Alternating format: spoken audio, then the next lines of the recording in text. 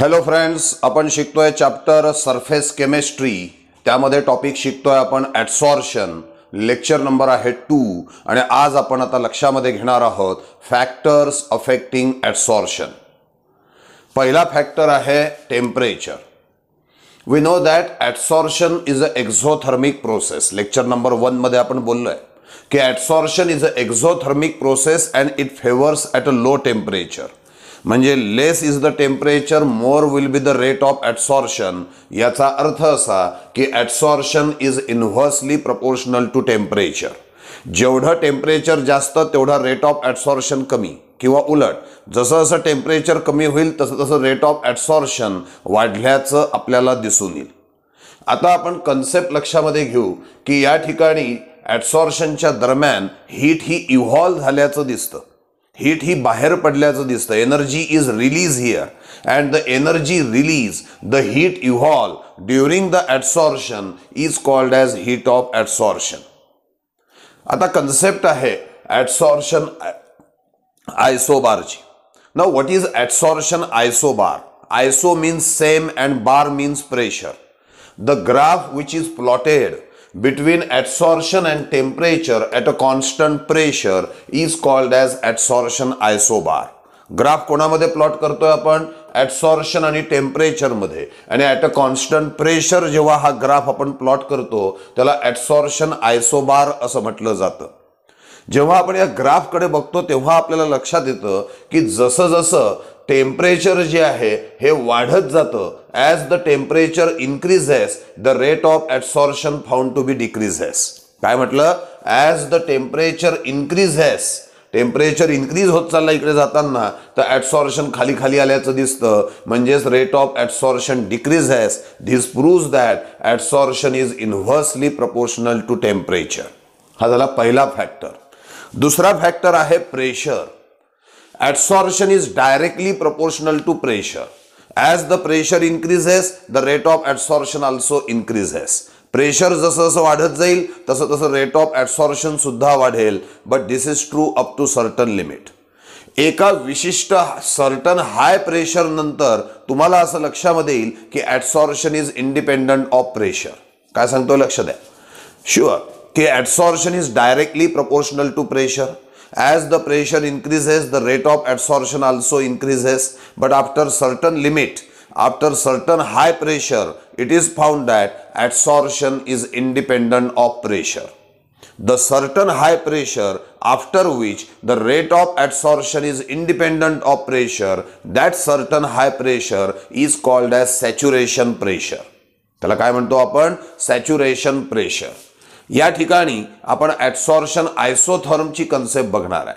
What is adsorption isotherm? It is a graph which is plotted between adsorption and pressure at a constant temperature. आयसोथर्म.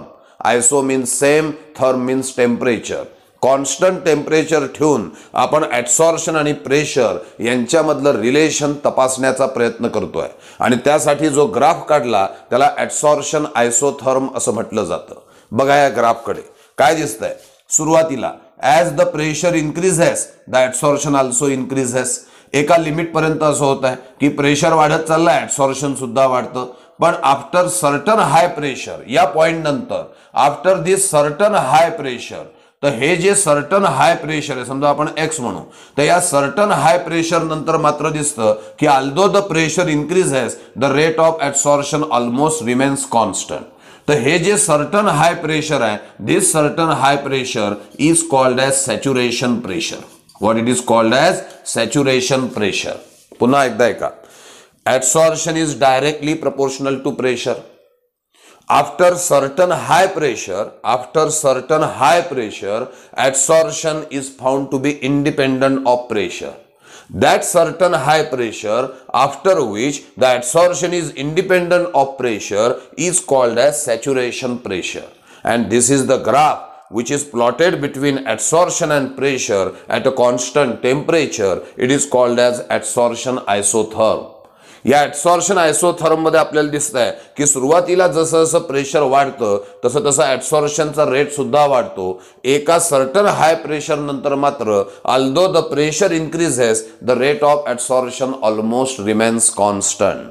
तर 2 points आपण लक्षात घेतले. पहिला point होता absorption is inversely proportional to temperature, आणि दुसरा point होता absorption is directly proportional to pressure. आता तिसऱ्या फॅक्टरकडे आपण जाणार आहे. तिसरा फॅक्टर आहे nature of absorbent. Nature of absorbent मध्ये 3 पॉइंट्स आपण त्याच्यामध्ये सांगू.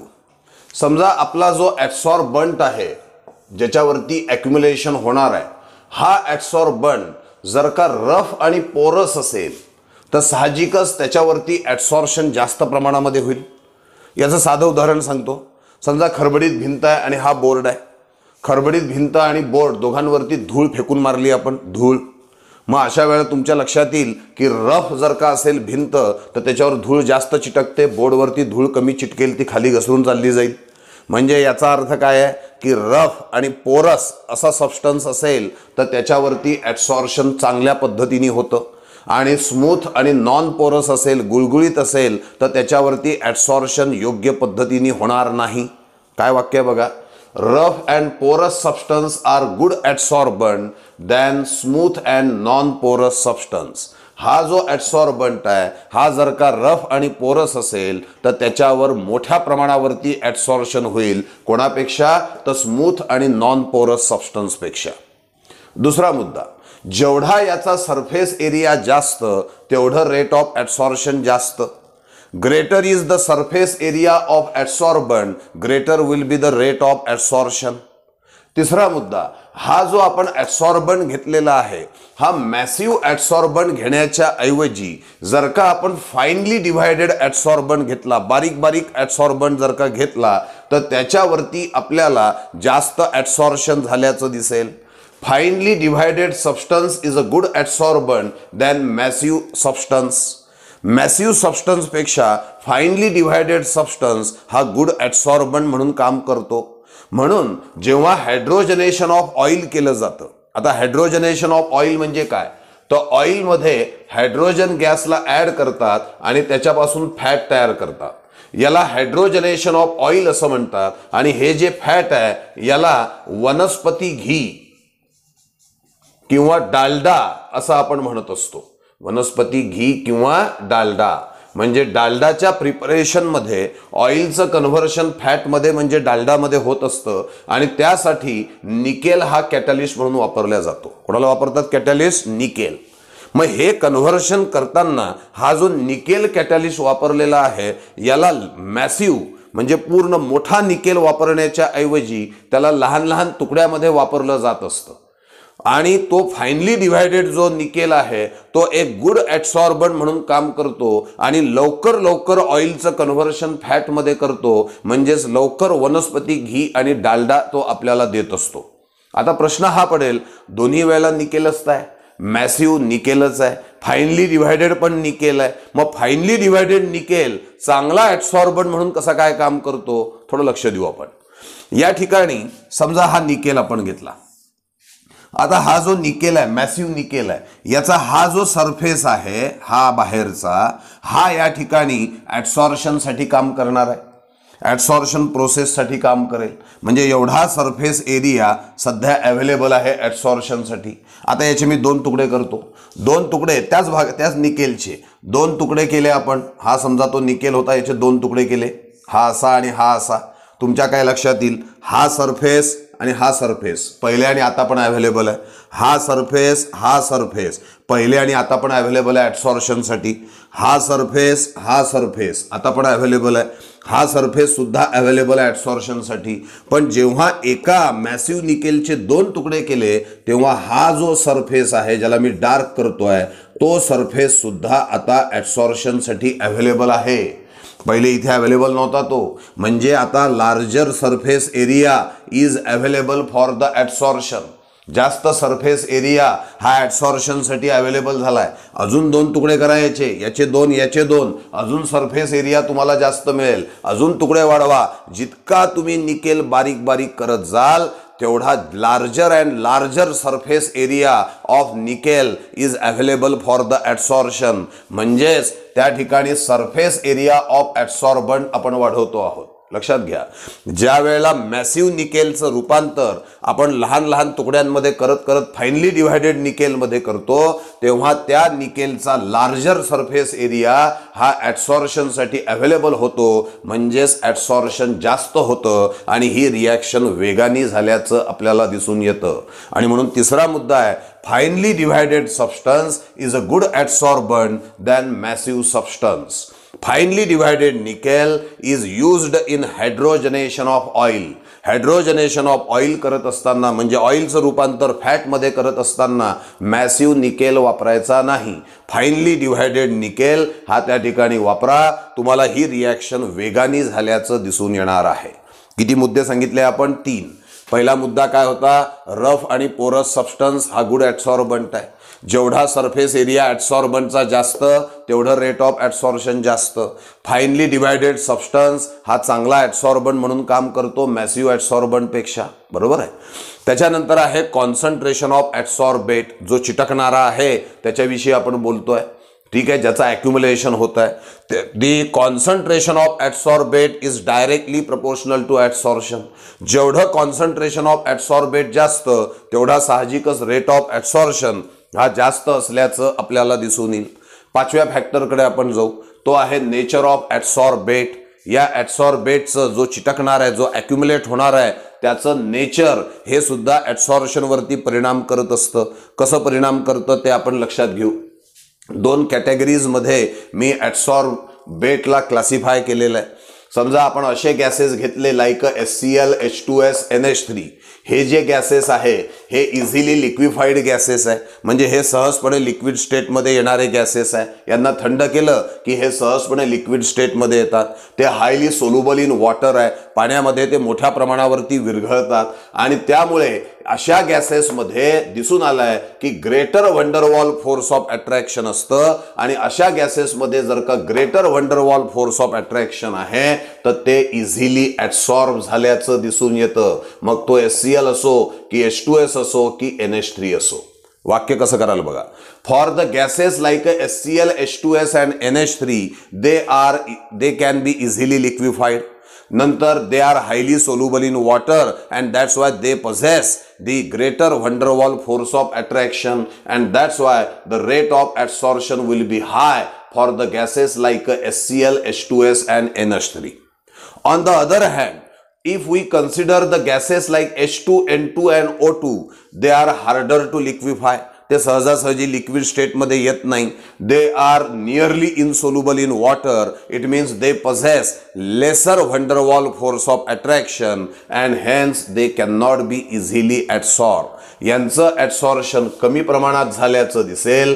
लेस ॲडसॉर्प्शन या गॅसेसचं आपल्याला दिसतं आणि या गॅसेसचं आपल्याला मोर ॲडसॉर्प्शन झाल्याचं दिसून येतं. म्हणजे याचा अर्थ the rate of adsorption also depends upon nature of adsorbate. अशा तऱ्हेने आपण 5 फॅक्टर्स बघितले आहे की ज्यावरती ॲडसॉर्प्शन हे डिपेंड असतं.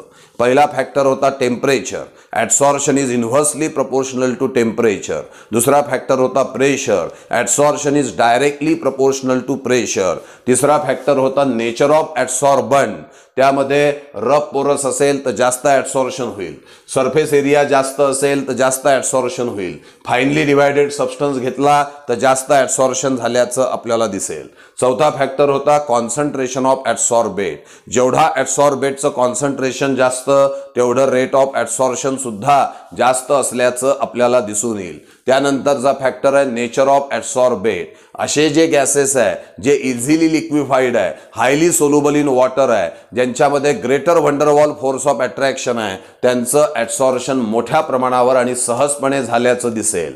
तेच यासारखे जे गॅसेस आहे जे हार्डर टू लिक्विफाय आहे, नियरली इनसोल्युबल इन वॉटर आहे, ज्यांच्यामध्ये van der Waals force of attraction फार कमी आहे, त्यांचं ॲडसॉर्प्शन सहजासहजी होत नाही असं दिसून आलं आहे. तर these are the 5 factor. Temperature, pressure, तिसरा आहे नेचर ऑफ ॲडसॉर्बंट, चौथा आहे कॉन्सन्ट्रेशन ऑफ ॲडसॉर्बेट आणि पाचवा आहे nature of adsorbate. All this factor can affect the phenomena that is adsorption. Now about the difference between the 2 types of adsorption, that is physical adsorption and chemical adsorption. Physical आणि chemical absorption या दोघांमध्ये आपल्याला difference लक्षामध्ये घ्यायचा आहे। या physical ॲब्सॉर्प्शनला फिजिओसॉर्प्शन आणि chemical ॲब्सॉर्प्शनला कीमोसॉर्प्शन असं देखील म्हटलं जातं। आता या दोघांमध्ये काही पॉइंट्सच्या आधारे आपण डिफरन्स सांगणार आहोत। काय असतं, ॲब्सॉर्प्शन म्हटलं की दोन गोष्टी महत्त्वाच्या आहेत। दोन गोष्टी कोणत्या, एक आहे ॲब्सॉर्बंट आणि एक आहे ॲब्सॉर्बेट।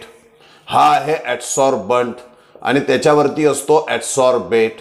तर हे जे ॲब्सॉर्बंट आणि ॲब्सॉर्बेट जे आहे या दोघांच्या मध्ये व्हंडरवॉल फोर्स ऑफ अट्रॅक्शन जर का असेल, if there is a van der Waals force of attraction between absorbate and absorbent, then that is called as physical absorption. पण जर का ॲब्सॉर्बंट आणि ॲब्सॉर्बेट यांच्यामध्ये जर का कोव्हॅलंट बॉन्डिंग असेल तर त्याला म्हटलं जातं केमिकल ॲब्सॉर्प्शन। आणि म्हणून पहिला मुद्दा आपला येतो, in physical absorption absorbate molecules are held on absorbent surface by van der Waals force of attraction. तर इकडे आपण शब्द सांगू, the absorbate molecules are held on the surface of absorbent by means of a covalent bond. आता van der Waals force of attraction it is a non bonding force of attraction, ते एवढं strong नाही आहे। पण कोव्हॅलंट बॉन्डिंग हे strong force of attraction आहे। त्याचा परिणाम कसा होतो बघा। आता साहजिकच व्हंडरवॉल फोर्स ऑफ अट्रॅक्शन हे तेवढं स्ट्रॉंग नाही आहे, म्हणजे याचा अर्थ ते सहजासहजी गायब पण होऊ शकतं। आणि त्यामुळे फिजिकल ॲब्सॉर्प्शन ही रिव्हर्सिबल फेनॉमेना आहे। It can be reverse by increasing the temperature and decreasing the pressure. का बरं सहजपणे रिव्हर्स होते, कारण या दोघांमध्ये फारसं काही स्ट्रॉंग फोर्स ऑफ अट्रॅक्शन नाही आहे। या दोघांमध्ये व्हंडरवॉल फोर्स ऑफ अट्रॅक्शन आहे जे सहजपणे रिमूव्ह होऊ शकतं आणि त्यामुळे physical absorption is practically reversible and it can be reverse by increasing the temperature or decreasing the pressure. तेच केमिकल ॲब्सॉर्प्शन मध्ये ॲब्सॉर्बंट आणि ॲब्सॉर्बेट मध्ये स्ट्रॉंग कोव्हॅलंट बॉन्ड आहे आणि स्ट्रॉंग कोव्हॅलंट बॉन्ड असल्यामुळे chemical absorption is found to be practically irreversible. हे irreversible आहे chemical, आणि फिजिकल ॲब्सॉर्प्शन मात्र रिव्हर्सिबल आहे, कारण की non bonding force of attraction असतं जे तेवढं पॉवरफुल नसतं आणि त्यामुळे रिव्हर्स करणं सोपं आहे by increasing the temperature or by decreasing the pressure.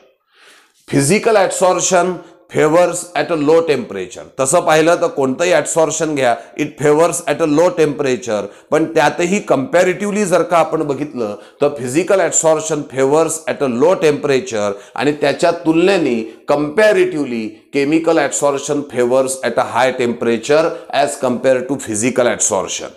तुलनात्मकरित्या बोलतोय तसं दोघंही both absorption text place at a low temperature, पण हे लो आणि त्याच्या तुलनेने हे हाय टेम्परेचरला झाल्याचं आपल्याला दिसून येतं। यामध्ये as there is a non bonding van der Waals force of attraction, त्यासाठी डायरेक्ट कॉन्टॅक्टची आवश्यकता नाही आहे। समजा उदाहरणार्थ चारकोल वरती हायड्रोजन जेव्हा ॲब्सॉर्ब होतो, it is the example of physical absorption. मग इथे हायड्रोजन आणि चारकोल मध्ये व्हंडरवॉल फोर्स ऑफ अट्रॅक्शन आहे, जो non bonding force of attraction आहे, त्यासाठी डायरेक्ट कॉन्टॅक्टची आवश्यकता नाही। मग काय होऊ शकतो, हा जो चारकोल आहे याच्यावरती हा हायड्रोजन ॲब्सॉर्ब होईल, एक लेअर झाली, दुसरी लेअर येऊ शकते, थोड्याफार प्रमाणात तिसरी लेअर पण येऊ शकते। याचा अर्थ फिजिकल ॲब्सॉर्प्शन मध्ये multi layer formation is possible. का तर व्हंडरवॉल फोर्सेस आहे जे नॉन बॉन्डिंग फोर्सेस आहे, direct contact is not necessary, त्यामुळे चारकोल वरती हायड्रोजनच्या मल्टी लेयर्स या फॉर्म होऊ शकतात।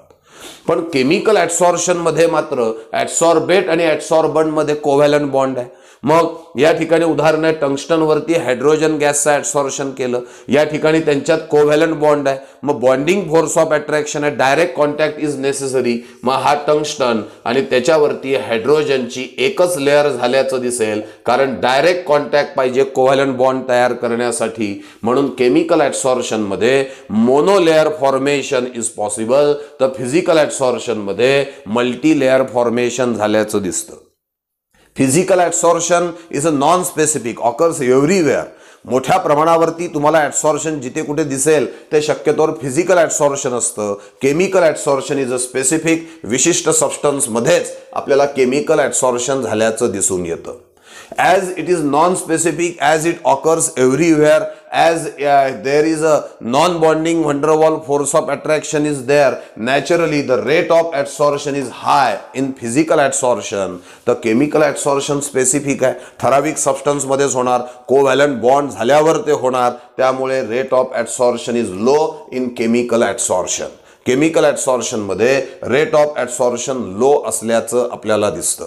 पण स्टॅबिलिटीच्या बाबतीमध्ये केमिकल adsorption मध्ये स्टॅबिलिटी जास्त मिळते, कारण कोव्हॅलंट बॉन्डिंग झाल्यामुळे स्ट्रॉंग स्टेबल बॉन्डिंग आहे आणि त्यामुळे स्टॅबिलिटी इथे जास्त आहे. आणि स्टॅबिलिटी जर का जास्त आहे तर लोअरिंग ऑफ एनर्जी सुद्धा जास्त असेल. त्यामुळे in chemical adsorption the heat of adsorption is high as compare to physical adsorption. Physical adsorption मध्ये less powerful van der Waals force of अट्रॅक्शनने adsorption झालंय, त्यामुळे स्टॅबिलिटी लेस असते आणि स्टॅबिलिटी लेस असल्यामुळे एनर्जी रिलीज सुद्धा लेस असेल. That's why heat of adsorption is low in physical adsorption आणि comparatively due to more stability in chemical adsorption the heat of adsorption is high. या ठिकाणी इथे just van der Waals force of attraction आहे, त्यामुळे adsorbent आणि adsorbate retain their own identity, स्वतःचं स्वतंत्र अस्तित्व ते टिकवून ठेवतात. आणि म्हणून वाक्य आहे own identity of adsorbate and adsorbent retain here in physical adsorption. पण इथे कोव्हॅलंट बॉन्डिंग होत आहे, त्यामुळे adsorbent आणि adsorbate they loses their own identity in chemical adsorption. आणि एक्झाम्पल आपण दिलाय, the adsorption of hydrogen on charcoal is a physical adsorption because in between this two there is a non bonding van der Waals force of attraction is there. या van der Waals force of attraction मुळे या physical adsorptionला van der Waals adsorption सुद्धा म्हटलं जातं. What it is called as van der Waals adsorption. तर या ठिकाणी the adsorption of hydrogen gas on tungsten is a example of chemical adsorption. एकदा रॅपिड रिवाइज करू आपण. पहिला मुद्दा, adsorbent आणि adsorbate कशाने जोडले आहेत? van der Waals force of attraction इथे, तर या ठिकाणी आहे कोव्हॅलंट बॉन्ड. दुसरा मुद्दा, ह्याच्यामध्ये हे non bonding force of attraction असल्यामुळे ते रिमूव्ह होणं शक्य आहे, त्यामुळे फिजिकल adsorption रिव्हर्सिबल आहे, तर केमिकल adsorption प्रॅक्टिकली इररिव्हर्सिबल आहे. त्या फिजिकल adsorption जे आहे it favours at a low temperature आणि त्या मानाने chemical adsorption comparatively favours at a high temperature. Here multilayer formation is possible, here only monolayer formation is possible. It is non specific, occurs most of the time, it is specific and occurs in specified substances. Further, here the rate of adsorption is high as it is non-specific. Here the rate of adsorption is low because it occurs only in between the specific substance. It took times for the adsorption. Heat of adsorption, या ठिकाणी जी stability मिळते ती कमी मिळते, त्यामुळे release energy सुद्धा physical adsorption मध्ये कमी असते. या ठिकाणी कोव्हॅलंट बॉन्ड तयार होत असल्यामुळे स्टॅबिलिटी जास्त असते, त्यामुळे एनर्जी रिलीज जास्त आहे. त्यामुळे केमिकल adsorption मध्ये आपल्याला लार्जर हीट ऑफ adsorption असल्याचं दिसून येतं. या ठिकाणी adsorbent आणि adsorbate मध्ये van der Waals force of attraction असतो, त्यामुळे adsorbent आणि adsorbate स्वतःची ओन आयडेंटिटी टिकवून ठेवतात, रिटेन देअर ओन आयडेंटिटी. इथे मात्र ती ओन आयडेंटिटी लॉस झाल्याचं आपल्याला दिसतं. एक्झाम्पल आहे the adsorption of hydrogen on charcoal, it is a physical adsorption आणि adsorption of the same hydrogen on tungsten it is a example of chemical adsorption. Points कोणकोणते होते? एक होता adsorbate molecule held with adsorbent, reversible or irreversible, temperature, layer formation, specific, rate of adsorption, heat of adsorption, own identity of adsorbate and adsorbent आणि example. हे points जर का तुम्ही डोक्यामध्ये ठेवले आणि त्याच्यावरून हे आठवण्याचा प्रयत्न केला तर तुम्हाला फिजिकल आणि केमिकल adsorption दोन्हीही कन्सेप्ट सहजपणे लक्षामध्ये राहतील. लक्षात येत आहे? थँक्यू.